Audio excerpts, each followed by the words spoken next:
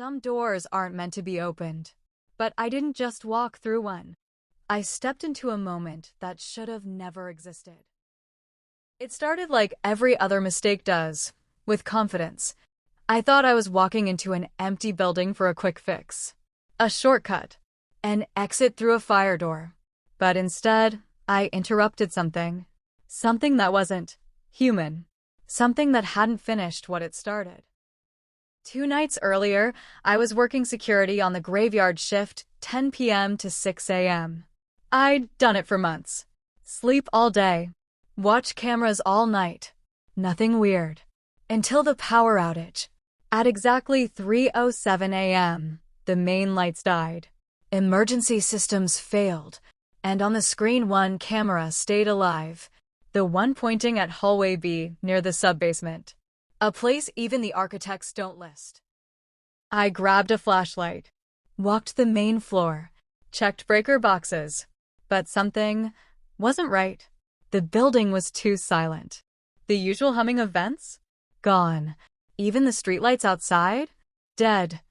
I should have stayed in the control room, should have called it in. But instead, I opened the stairwell to hallway B. The air was wet, like the smell of an old cellar after a flood. My boots echoed too loudly as if the hallway was deeper than it looked. And then, I saw her. She stood just past the emergency exit door, barefoot, pale, her back turned. I called out. She didn't move. I said, "Ma'am, you're not supposed to be here." And then, she twitched. It wasn't a natural movement. It was like something else was wearing her body. Wrong moment, right soul, exit legendary. I turned to run, but the door was gone. Not locked, gone. Replaced by brick. The hallway curved. Lights buzzed. She was gone. But in her place, something stood with its arms outstretched. A figure made of smoke and memories. I turned in circles. The hallway was longer now, stretching farther than I remembered. The emergency door I came through? Gone. Vanished like it was never built. Then the flickering started. Each time the lights blinked, the hallway changed. Different stains on the floor. New symbols scratched into the wall. And once, I swear I saw hands reaching through the ceiling. I whispered to myself, "Don't run. Don't scream. It's just an illusion." But I knew better. This place wasn't distorting my mind, it was reading it. A voice whispered my name. Clear. Male. Deep. Close. Daniel. I stopped breathing. I hadn't told anyone where I was going, and no one at the station ever used my name at night. Then another voice. Female. Softer, repeated the same name. Except this time, it sounded like it came from inside my chest. I walked backward slowly, feet dragging, afraid I'd step on something that wasn't there before. Then the floor moved. It rippled like water. The tiles beneath my boots turned dark. I looked down and there was no floor, just depth. Black water, swirling like it was alive. I blinked, and I was still standing, but the hallway looked submerged. Walls warped. Doors swayed open and shut without hinges. A wheelchair floated past, upside down, silent. And in the water, under the rippling reflection, I saw myself, but older. Eyes missing, mouth stitched shut. That was the first time I saw it. Not fully, just the outline. Tall, thin, arms too long, head tilted, watching from the end of the hallway. It didn't move. It didn't breathe. But every part of me screamed run. And yet, I didn't. I walked forward. 1 foot, then another, because something deep inside me whispered, "You're already dead anyway. Might as well meet what's waiting." I found a door I hadn't seen before. Unlabeled. Wooden. Carved with hundreds of names. When I stepped through, I was in a room full of VHS tapes. Thousands stacked from floor to ceiling. Each labeled with a name. Each with a timestamp. I found one that said, Daniel, 3:07 a.m. First attempt. Then one that said, Daniel, 3:07 a.m. second attempt. Then a third and a fourth. I was reliving the moment, over and over, and losing every time. I turned to leave and found myself back in hallway B. Same flickering lights, same water floor, but this time I was bleeding. From where, I don't know. A fresh scar across my palm, and claw marks down my back. Fresh, wet. The entity was closer. Closer than it had ever been before. And it wasn't standing anymore. It was crawling, knocking, echoing whisper chant, "Let him speak. Let him speak." I backed into a metal door behind me. It wasn't there a minute ago. It opened by itself. And inside was a chair, a spotlight, and hundreds of mouths stitched into the walls. Some open, some whispering. I sat in the chair not by choice, like something pulled me down. Then a voice said, "Tell your story or lose your face." And so, I started talking. I told them everything. My shift, the outage, the girl, the water, the loops, my reflection. And when I was done, the mouth stopped moving, the whispers died, and the spotlight turned off. Silence, darkness. Then the same voice said, "You told it wrong. Begin again." And I woke up, back in the control room, 3:06 a.m. Everything looked normal. Camera feeds alive. Lights flickering like usual. But when I rewound the hallway cam, there was no footage of me. Just her, the barefoot girl, standing still, smiling. She looked directly at the camera and mouthed the words, "See you soon." I checked the time. 3:07 a.m. Again. Always. But this time, something new a sound. A clock ticking. Fast. Somewhere behind the walls. Then footsteps. But not mine. I turned slowly and saw myself walking away. Same clothes. Same pace. But no flashlight. No shadow. It turned the corner and vanished. I was watching me, stuck in a loop I hadn't noticed before. Except this version of me was smiling. The hallway changed again. The air turned thick, metallic. I opened a door that didn't exist yesterday. Inside was red. Red everything. Walls dripping. The ceiling pulsing. On the far wall, words scratched in jagged lines. "Do not let it know your regret." In the center, a metal table. A notebook sat on it. One page, blood-soaked, but the ink still readable. If you're reading this, it hasn't eaten your voice yet. It feeds on guilt. It rewrites time until you forget what made you run. I felt sick. I had run, but from what? Another hallway. No lights, just a mirror. One single mirror, bolted to the wall. I looked in. Not myself. Not even human. The reflection was her. The barefoot girl. Smiling. Covered in old soot and mold. Arms open wide like she was welcoming me back. But then her face twitched. And she said with my voice, "You shouldn't have made it this far." The mirror shattered. But the shards floated, suspended, spelling out words midair. Ask the boy in room 3-17. Room 317 didn't exist on the blueprint. But I found it. The door was taped shut, barred, marked with dried fingerprints, some human, some too long. I broke it open. Inside, a child's bed, dust everywhere, and a boy's voice whispering beneath the bed. I didn't let it in. It came anyway. It wears people like jackets. It's hungry for the ones who wander. And then silence. Just silence. And a crayon drawing on the wall of me, being watched. I began to forget things. My name, why I was here, how long I'd been walking. Then the TV came on. Footage of a man, me, trapped in a stairwell, screaming, trying doors that wouldn't open. Cut to another clip, same man, curled in a fetal position, whispering numbers. The final clip. That man standing still. Face blank.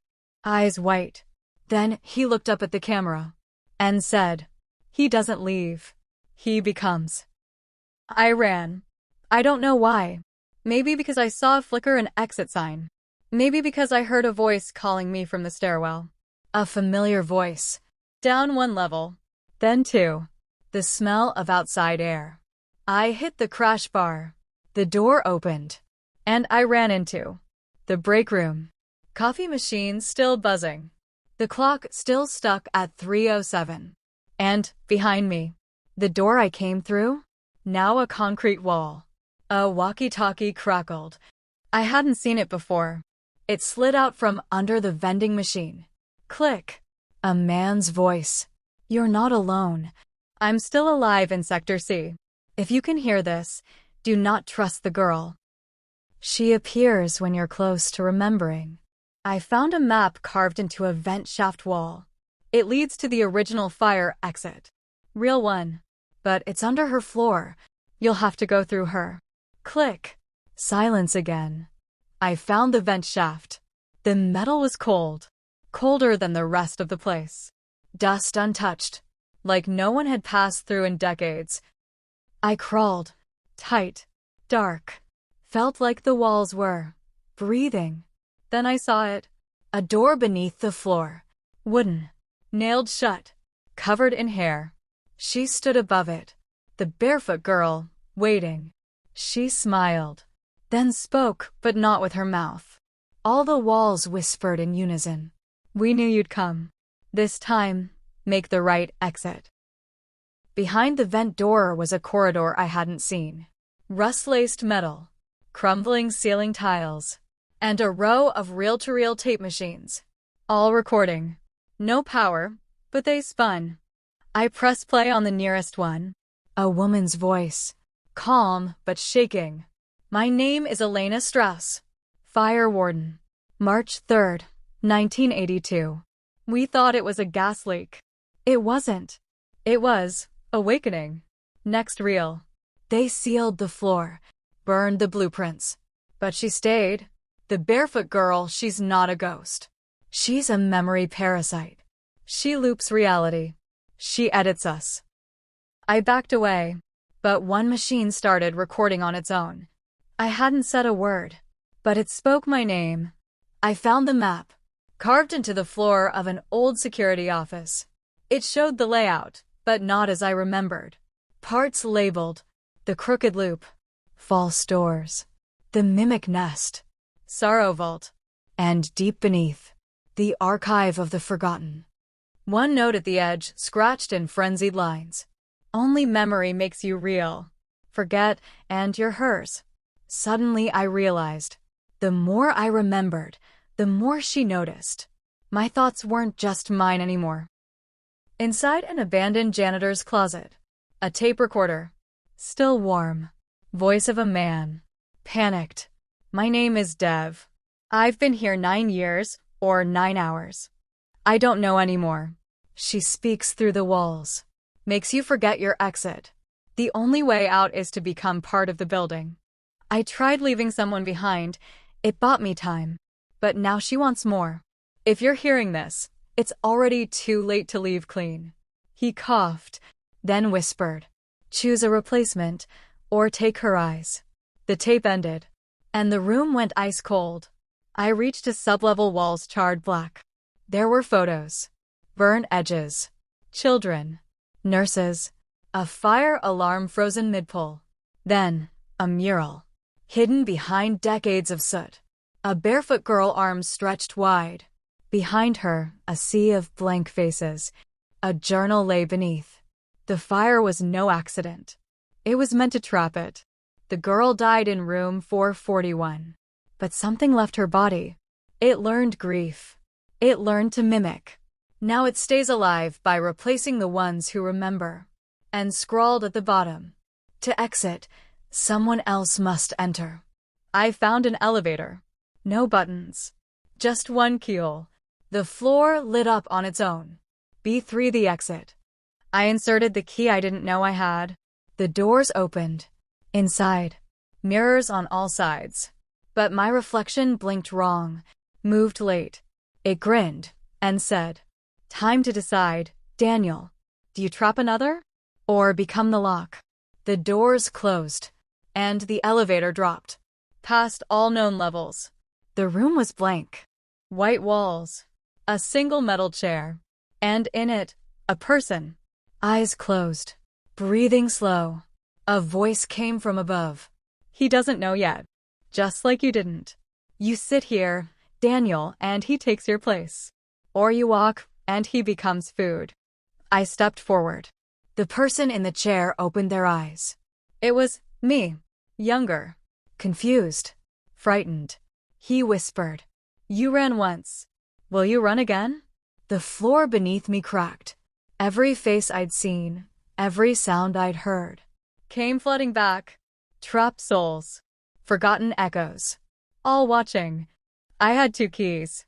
One would lock the room forever. One would unlock the next survivor's path. But at a cost. Keep running, or break the loop by becoming the next legend. I stepped forward. The lights dimmed, and the barefoot girl stood beside me, smiling. "Your exit will be legendary, but not yours alone." The room flickered like a dying bulb. I was alone, but my thoughts weren't. Something was inside me now, watching from behind my eyes. Then, a voice. "You've been here before, Daniel. Many times. The only thing new is how you break." Walls shimmered. Photographs peeled through the paint. Photos of me, in a lab coat, in security gear, cleaning blood off floor tiles. Every version, a different Daniel. Every loop, a different role. And beneath them all, one note burned into the wall. "You are not the first, but you may be the last."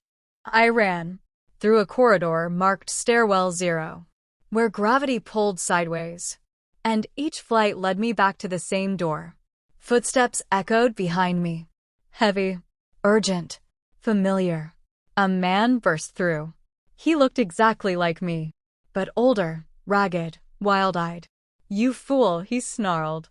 "I warned you in loop 17. Never enter through the service hatch. Now you've reset us all." Again. I blinked, and he vanished, leaving only blood-streaked handprints and a cracked mirror. The elevator returned, but broken. It dropped me into darkness. A new floor, not on any map. Loop core, restricted. The walls pulsed like veins. Screens flickered old surveillance, looping the same 3 seconds. A girl crying. A nurse turning. A flash of fire. I found a terminal. Glowing. User, Daniel, 0.3-inch. Loop stability, 12%. Integrity failing. Core breach imminent. And a final line of code blinking red. Proceed to the architect. The architect's room was vast. All concrete, wires, and walls of eyes. In the center, a massive chair. Occupied. A shape. Tall. Mechanical. Draped in 4 tubes and analog wires. Its voice was a corrupted echo of mine. "Hello, Daniel. You were never a victim. You were the seed." Narrator. I stepped forward. He showed me records. Every failed exit. Every Daniel who forgot he designed this prison. This facility was built to contain memory anomalies. But you made the core recursive. You looped yourself to keep it from escaping. I was the jailer. And the prisoner. The architect reached toward me. "Take my place again. Or let it consume us both." The floor cracked. The walls screamed. I turned and ran. Through a breach in the simulation. The stairwell bent sideways. Voices from past Daniels urging me on. "Keep going. Don't look back. There's still a version of you that can make it." A door appeared. Lit in red. Unwritten exit. I grabbed the handle. But it shocked me. Memories pouring in. Hundreds of failed attempts. All ending at this door. I screamed. "Enough." The door responded. Not with light. Not with sound. But with a single glitch. The hallway stuttered. Reality froze, then rewound 5 seconds. The architect was gone. I stood in the lobby. Sunlight. A phone ringing. I answered it. Hello, Daniel. You exited, but only this version. Now, the rest of you must follow.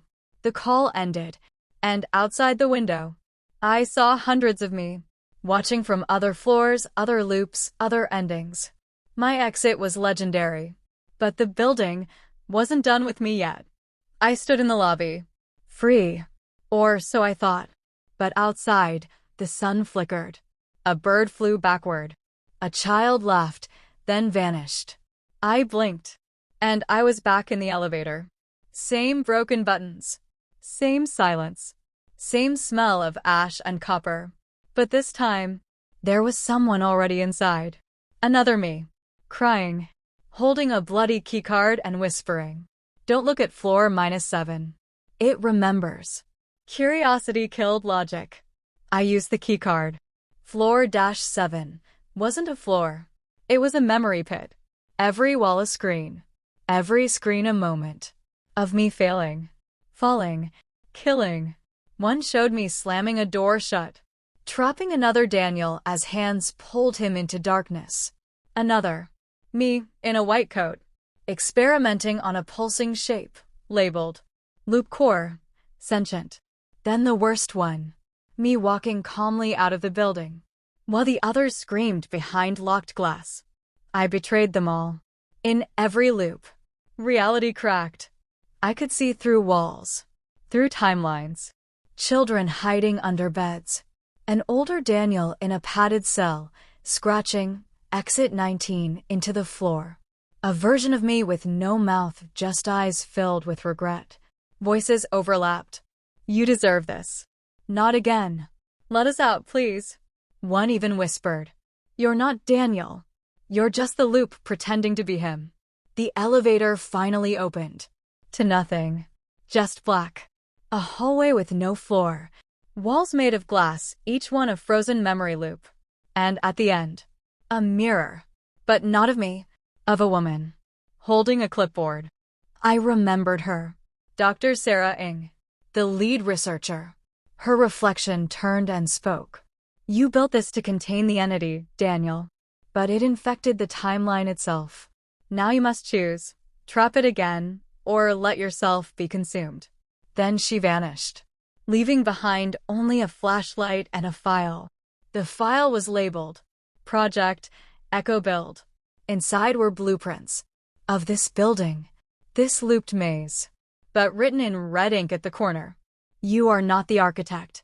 You are the infected." That's when it clicked. The architect wasn't a person. It was the loop itself. Alive, sentient, feeding. Each Daniel who tried to escape became fuel. Each memory recycled into its design. I was never supposed to win. Just run long enough to keep the simulation stable. I found the final room, lit only by a single screen. Inject core corruption? Yes. No.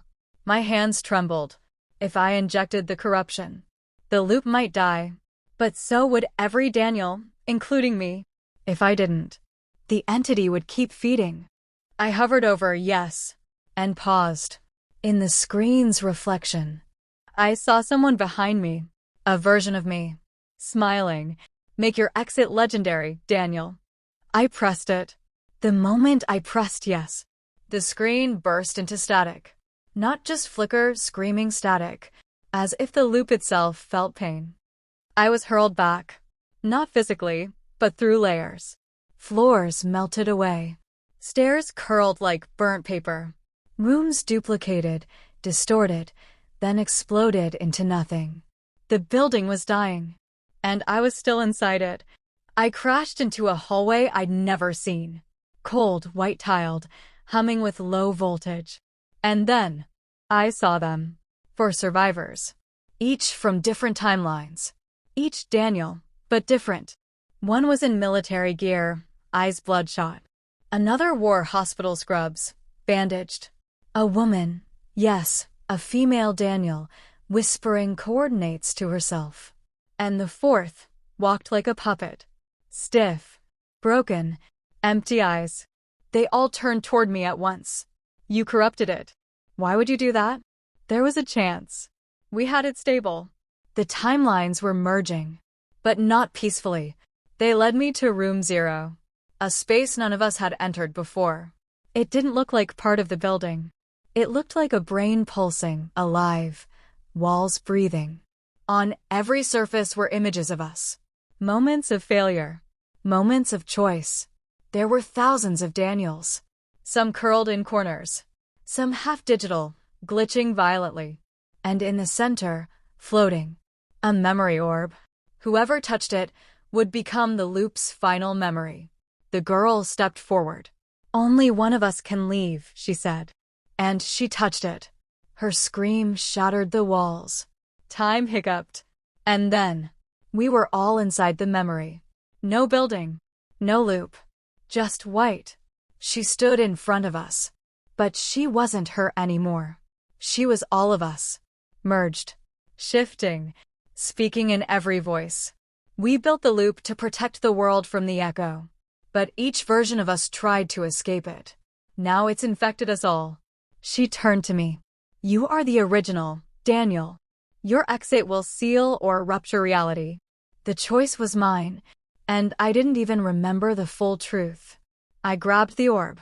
Memories surged in. I built this place.